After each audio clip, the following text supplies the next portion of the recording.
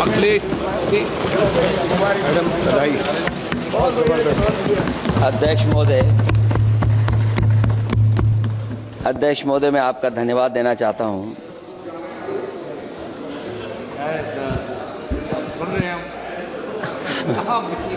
अध्यक्ष महोदय, मैं आपका धन्यवाद देना चाहता हूं।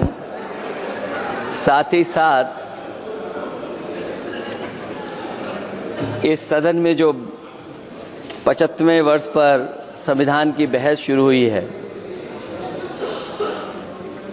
जहां सत्ता पक्ष से माननीय रक्षा मंत्री जी उन्होंने अपनी बात रखी। अभी कांग्रेस पार्टी की नवनिर्वाचित सांसद उन्होंने अपनी बात रखी। उसके बाद अध्यक्ष महोदय मुझे बोलने का मौका मिल रहा है। मैं सबसे पहले लाखों लाख लोग जो भारत देश की आज़ादी में जिन्होंने अपनी जान न्यौछावर कर दी, देश आज़ाद हुआ। आज़ादी के बाद बाबा साहब भीमराव अंबेडकर जी और तमाम हमारे वरिष्ठ लोगों ने इस संविधान को देने का काम किया। मैं उनको याद करने के साथ साथ जो आज 13 तारीख जिस दिन हम आप सदन में बैठे हैं, एक ऐसी घटना घटी थी, अगर उस समय सुरक्षा कर्मियों ने अपनी सूझबूझ के साथ, बहादुरी और साहस के साथ अगर उन आतंकवादियों को मुकाबला न किया होता तो हमारे देश के बहुत सारे महत्वपूर्ण नेता जो उस समय सदन में थे, न जाने क्या परिस्थिति बनती। मैं उन बहादुर जिनकी जान गई उनका याद करता हूं, वहीं श्रद्धांजलि भी देता हूं। मैं इस संविधान की चर्चा पे जहां खड़ा हुआ हूं, मैं बाबा भीमराव अंबेडकर जी उनको श्रद्धांजलि अर्पित करते हुए जिन्होंने संविधान को देने का काम किया। हमारा संविधान जो तैयार हुआ है, उनकी प्रबुद्ध दृष्टि का परिणाम है कि हमारे पास न्याय, स्वतंत्रता, समानता और बंधुत्व के सिद्धांतों पर आधारित एक महान संविधान हमें मिला है। भारत राज्यों का एक संघ है और हमें विविधता में एकता पर गर्व है। ये हमारा संविधान ही है जिसने भाषाई, क्षेत्रीय, धार्मिक और जातीय विविधता वाले हमारे देश को एक साथ रखा है। ये संविधान डॉक्टर अंबेडकर जी ने कहा था कि संविधान की सफलता इस पर निर्भर करेगी कि हम उसके अनुसार कैसे काम करते हैं। ये देखना है, विधायिका, कार्यपालिका और न्यायपालिका की जिम्मेदारी है कि इस महान देश का शासन हमारे संविधान में निहित उच्च सिद्धांतों के अनुसार चलाया जाए। डॉक्टर अंबेडकर ने कहा था, मैंने तो संविधान निर्माण का दायित्व बहिष्कृत वंचित वर्गों को अधिकार दिलाने के लिया है। ये वही संविधान है जो समय समय पर हमारा रक्षा कवच बनता है। अध्यक्ष महोदय, ये संविधान हमारी ढाल है, संविधान हमारी सुरक्षा है, संविधान हमें समय समय पर शक्ति देता है। संविधान ही देश की 90% शोषित, उपेक्षित, पीड़ित, वंचित जनता के अधिकारों का सच्चा संरक्षक है। ये संविधान ही हमारा बड़ा मददगार है। इसलिए ये हमारे जैसे लोग और देश के कमजोर लोगों के लिए और खासकर पीढ़ी के लिए संविधान की रक्षा जन्म मरण का विषय है। संविधान ही लोकतंत्र की प्राणवायु है और जहां बाबा साहब भीमराव अंबेडकर जी ने इतना शानदार अच्छा संविधान दिया, वहीं डॉक्टर अम्बेडकर ने स्पष्ट कहा था, जो हमारे माननीय मंत्री जी ने भी सत्ता पक्ष से वो बात रखी और कहा था, संविधान कितना भी अच्छा हो, यदि उसे लागू करने वाले लोग अच्छे नहीं होंगे तो परिणाम अच्छे नहीं निकलेंगे। इसलिए अध्यक्ष महोदय, इस संविधान पर लगभग 75 वर्ष में के बाद भारत की संसद में फिर चर्चा हो रही है। मैं कई महत्वपूर्ण बिंदुओं पर अपनी बात को रखना चाहूंगा। अध्यक्ष महोदय, हमारे संविधान की प्रस्तावना संविधान का निचोड़ है। सरकार के उद्देश्यों और लक्ष्यों को स्पष्ट उल्लेख है प्रस्तावना में। मैं प्रारंभ करता हूं संपूर्ण प्रभुत्व संपन्न समाजवादी धर्मप्रिय लोकतांत्रिक गणराज्य से। आज अध्यक्ष जी, सीमाओं की रक्षा करना संप्रभु का प्रथम कर्तव्य है। और अध्यक्ष महोदय, जिस देश की सीमाओं की सुरक्षा में जहां पर समय समय पर सेंध लगती हो, और हमारे माननीय मंत्री जी बेहतर जानते होंगे कि कई जगह पर हमारी सीमाएं सिकुड़ रही हैं। हमारे संसदीय मंत्री राज्य अरुणाचल प्रदेश में चीन के बिल्कुल बगल में रहते हैं। अध्यक्ष महोदय, ये जानते होंगे कि हमारे पड़ोस में कितने गांव बस गए हैं, न जाने कितना वहां पर गांव की तरह घर बसा दिए गए हैं। लद्दाख की तरफ अभी दोनों देशों की सेनाएं पीछे हटी हैं। हम अपनी सीमा में ही पीछे हटे हैं, और चीन जो हमारी सीमा में अंदर आ गई थी, वो हमारी सीमाओं से ही आंशिक रूप से पीछे हटी है। और अध्यक्ष महोदय, उस सीमा के पास एक रिजांगला मेमोरियल बना था। हमारे सरकार के लोग ये जानते होंगे कि जिस समय ये बात उठी लद्दाख को लेकर के, उस रिजांगला के मेमोरियल को तोड़ दिया गया। आज वो रिजांगला मेमोरियल वहां नहीं है। और उस लड़ाई के लिए अध्यक्ष महोदय, हमारी फौज के लिए कहा गया था कि हमारी वो बहादुर फौज है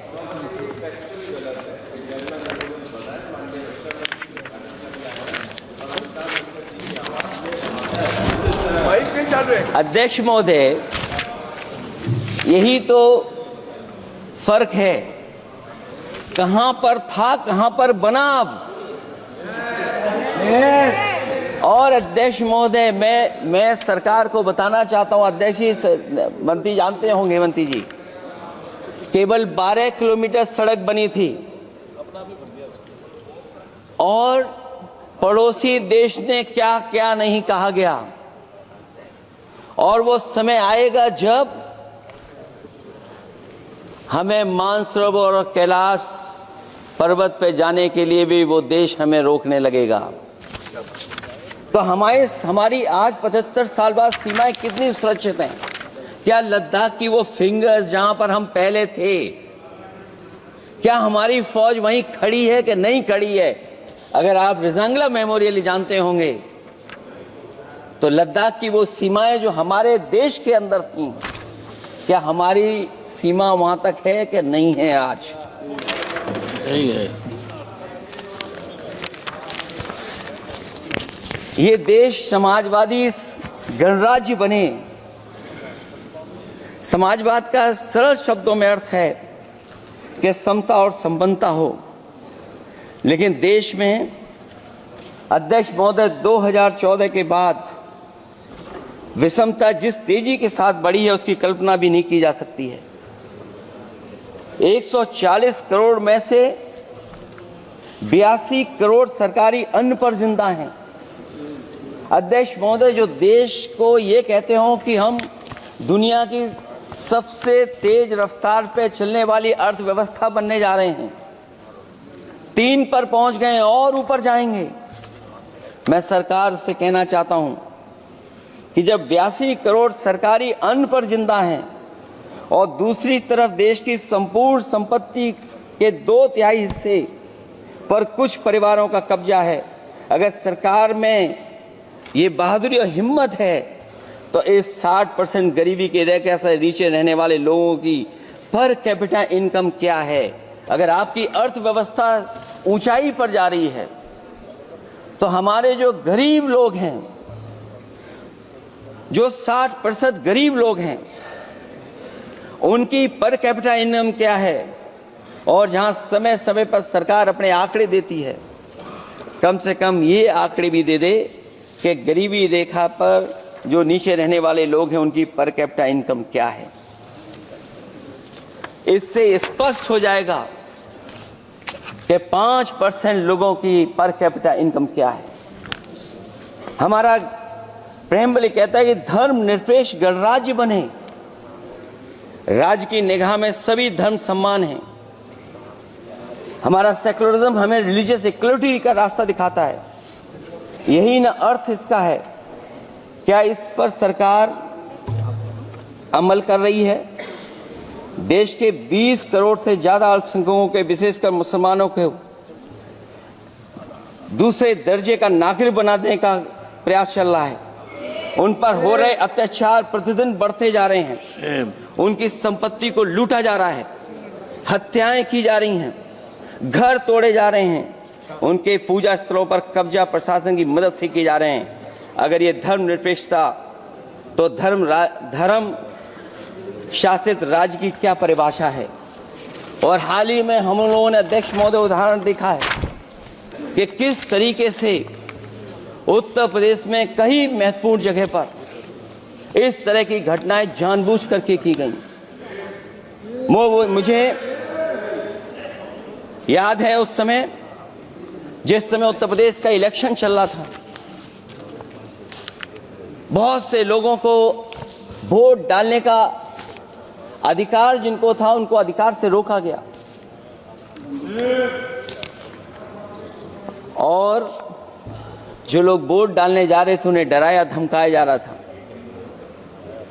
ऐसे इंतजाम किए गए थे कि ये वोट डालने के लिए वोट बूथ तक न पहुंच पाए।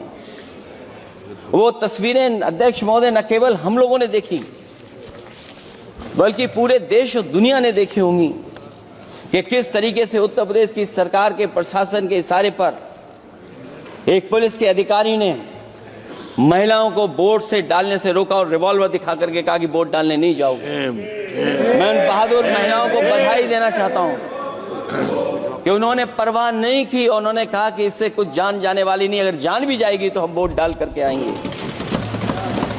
क्या यही लोकतांत्रिक गणराज्य है? सच्चे लोकतंत्र में जनता श्रद्धापूर्वक मतदान के माध्यम से अपनी सरकार चुनती है। क्या हम सही अर्थों में लोकतांत्रिक व्यवस्था में जी रहे हैं, जहां सरकार मशीन और सरकारी मशीनरी के जरिए जहां चाहे अपनी सरकार बना लेती है, जनता के मत का कोई अर्थ नहीं रखे हैं, वह लोकतंत्र नहीं कहा जा सकता है। यह व्यवस्था जब तेजी से लोकतंत्र में तानाशाही की तरफ बढ़ रही है, हिटलर ने भी तो जनता द्वारा चुने जाने के बाद संविधान में संशोधन करके तानाशाही कायम कर दी थी। हमारी सरकार भी उसी के समांतर चलने का प्रयास कर रही है। प्रस्तावना में अध्यक्ष महोदय सामाजिक, आर्थिक और राजनीतिक न्याय दिलाने की बात है। अध्यक्ष महोदय, मैं जब सरकार की तरफ से माननीय मंत्री जी को सुन रहा था, उन्होंने जाति जनगणना को लेकर के कहा कि जाति जनगणना कराना चाहें तो करा लें। हम लोग तो उस पक्ष के धर लोग हैं, अगर आप करा सकते हैं तो आप कराइए। नहीं अध्यक्ष महोदय, जब कभी भी हम लोगों को मौका मिलेगा तो जाति जनगणना कराने का काम हम लोग करेंगे। सामाजिक न्याय समाज के अनुसूचित जाति, अनुसूचित जनजाति और अन्य पिछड़े वर्गों को न्याय दिलाने का बड़ा अस्त्र आरक्षण था, उसे समाप्त कर दिया गया है। आउटसोर्सिंग और कॉन्ट्रैक्ट बेसिस पर थोड़ी बहुत नौकरियां जो दी जा रही हैं, उनमें दलितों और पिछड़ों का कोई आरक्षण नहीं है। शिक्षण संस्थाओं और विश्वविद्यालय में प्रोफेसर्स और वाइस चांसलर के चयन के समय इनके आगे लिख दिया जाता है, एक नया शब्द का इजाद हुआ, NFS, नॉट फाउंड सुटेबल। सरकारी उपक्रम भेज दिए, प्राइवेट उपक्रमों में कोई आरक्षण नहीं है। अध्यक्ष महोदय, शिक्षा मंत्री जी सूची जारी करें, और अगर ये बात कहीं भी गलत है तो शिक्षा मंत्री जी सूची जारी कर दें। देश के सभी केंद्रीय विश्वविद्यालयों के वाइस चांसलर की ओर प्रोफेसर्स की एक, मैं तो कहूंगा अध्यक्ष महोदय कि शिक्षा मंत्री जी अगर ये सूची जारी कर दें कि जितनी भी सेंट्रल यूनिवर्सिटीज हैं और उनके माध्यम से जितने भी प्रोफेसर्स का अपॉइंटमेंट हुआ है, सब बात साफ हो जाएगी। आप केवल देश के 10% लोगों को ही ख्याल रख रहे हैं, बाकी 90% लोगों का आप ख्याल नहीं रख पा रहे हैं। और जाति जनगणना कभी जाति में भेदभाव नहीं बढ़ाएगा अध्यक्ष महोदय। जाति जनगणना जातियों के बीच दूरियां कम करेगा और तमाम हमारे ऐसे समाज के लोग जिनको न्याय नहीं मिला, जिनको अधिकार नहीं मिला है, अध्यक्ष महोदय कम से कम जाति जनगणना के बाद उन्हें अधिकार और सम्मान दिलाने का काम भी हो सकेगा। इसलिए हम इसके पक्ष में हैं। आर्थिक न्याय के बगैर न सामाजिक न्याय मिल सकता है और न राजनीतिक न्याय मिल सकता है। गरीबी का नाजायज लाभ उठाकर धन्ना सेठों की सरकार चुनाव में पैसा बांटकर राजनीतिक न्याय का भी अपहरण कर लेती है। कर्ज में डूबी बड़ी आबादी महाजन के दबाव में अपनी इच्छा के खिलाफ वोट देने को विवश हो जाती है। चुनाव में सत्ताधारी दलों द्वारा पैसे की भरमार के चलते कोई सामान्य कार्यकर्ता चुनाव नहीं लड़ पा रहा है। बड़े पैमाने पर धनवान चुनकर आ जाते हैं। पैसे के बल पर जब तक आर्थिक विषमता समाप्त नहीं होती, लोगों को राजनीतिक न्याय मिल नहीं सकेगा।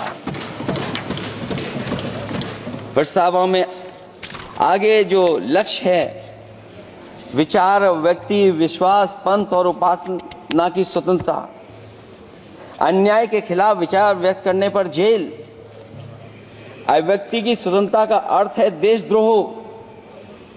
अगर भाजपा के मत के नहीं हैं, दूसरे धर्म के हैं तो प्रताड़ना के हकदार हैं। और अब तो उपासना करने पर भी दिक्कत है, क्योंकि हर मस्जिद के नीचे मंदिर खोजने वाले तत्व इस देश को शांति से रखना ही नहीं चाहते हैं। उन्हें कानून की कोई परवाह नहीं है। मैं इस मौके पर धन्यवाद देना चाहता हूं सुप्रीम कोर्ट का, कम से कम वो फैसला आया है जहां कुछ दिनों के लिए ये पाबंदी लगाई गई। व्यक्तियों की गरिमा और देश की एकता और अखंडता को सुनिश्चित करने वाली बंधुता, ये विभाजनकारी नीतियां संविधान की प्रस्तावना के उस उद्देश्य से जरा भी मेल नहीं खाती है। व्यक्ति की गरिमा लिंचिंग से धूल दूषित हो चुकी है। उद्योगपति सरकारी आतंक से परेशान हैं, होकर के अपनी पूंजी समेटकर देश छोड़ गए हैं और लगातार जा रहे हैं। अध्यक्ष महोदय, आजादी के बाद उद्योगपति कभी इतने भारत छोड़ करके नहीं गए होंगे, देश छोड़ के नहीं गए होंगे जितने इनकी सरकार में चले गए हैं। अगर व्यक्ति की गरिमा सुनिश्चित हो तो कोई व्यक्ति क्या अपनी मातृभूमि को छोड़ करके जा सकता है। सरकार इस पर आत्मचिंतन करे। अगर आपसी मतभेद पैदा करके एक दूसरे के प्रति अविश्वास पैदा किया जाएगा तो क्या देश की एकता और अखंडता के लिए एक अशुभ संकेत नहीं होगा।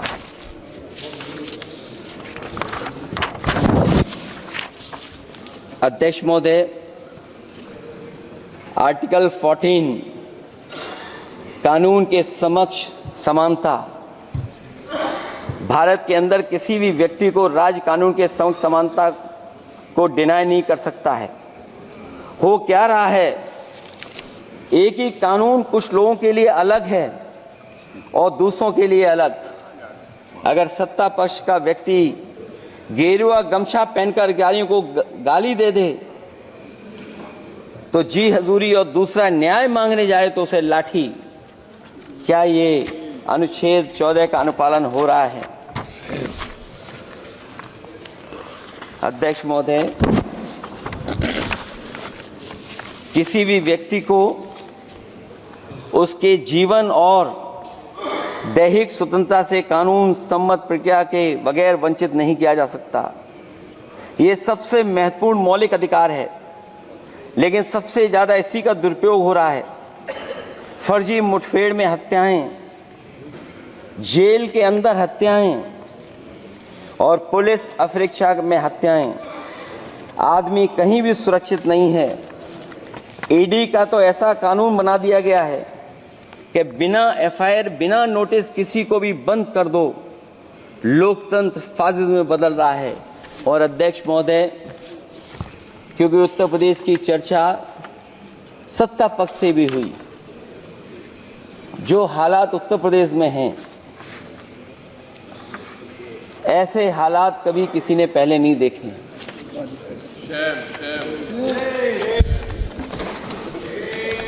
जहां पर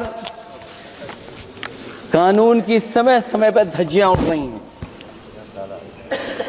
और अध्यक्ष महोदय, केवल एक घटना नहीं मैं कहना चाहता हूं, ऐसी तमाम घटनाएं हैं जिनके बारे में मैं कह सकता हूं।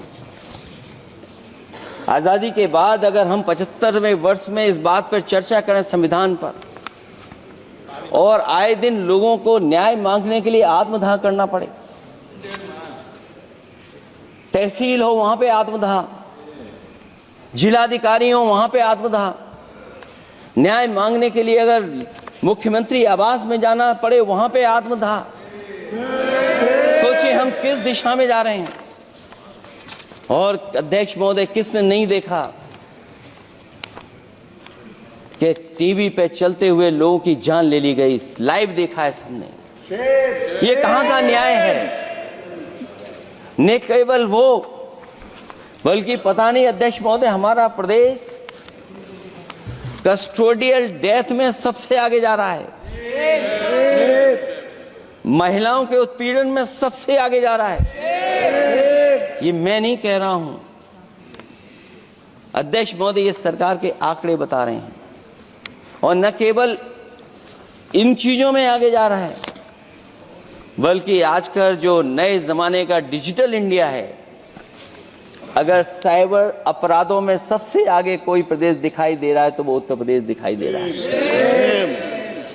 ये अलग बात है अध्यक्ष महोदय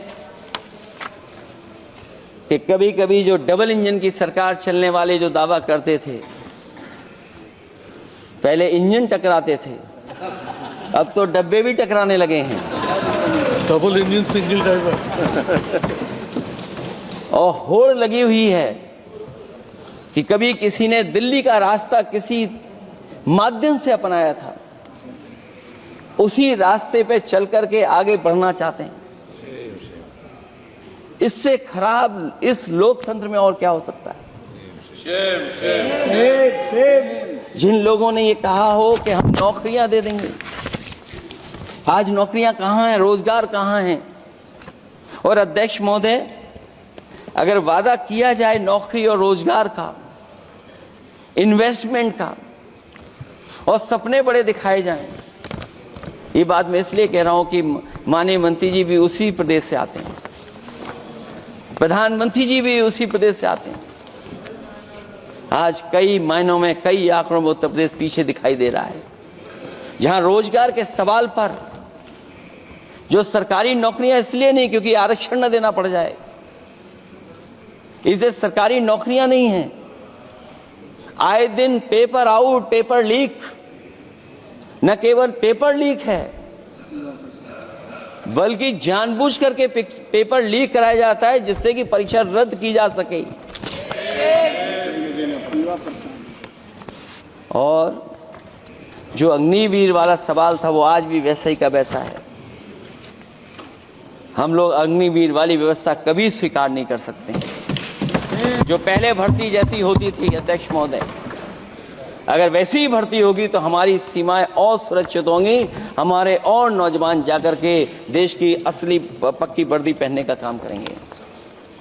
ये अध्यक्ष महोदय कैसी चर्चा संविधान की जो है बिना प्रधान की।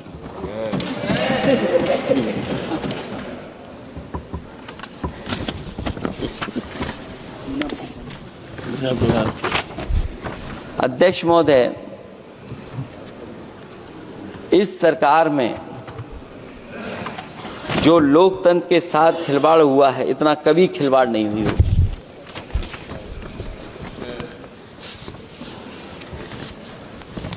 संविधान को परतंत्र बनाकर जो लोग राज करना चाहते हैं, उनके लिए आजादी का अमृतकाल सिर्फ एक जुमला है।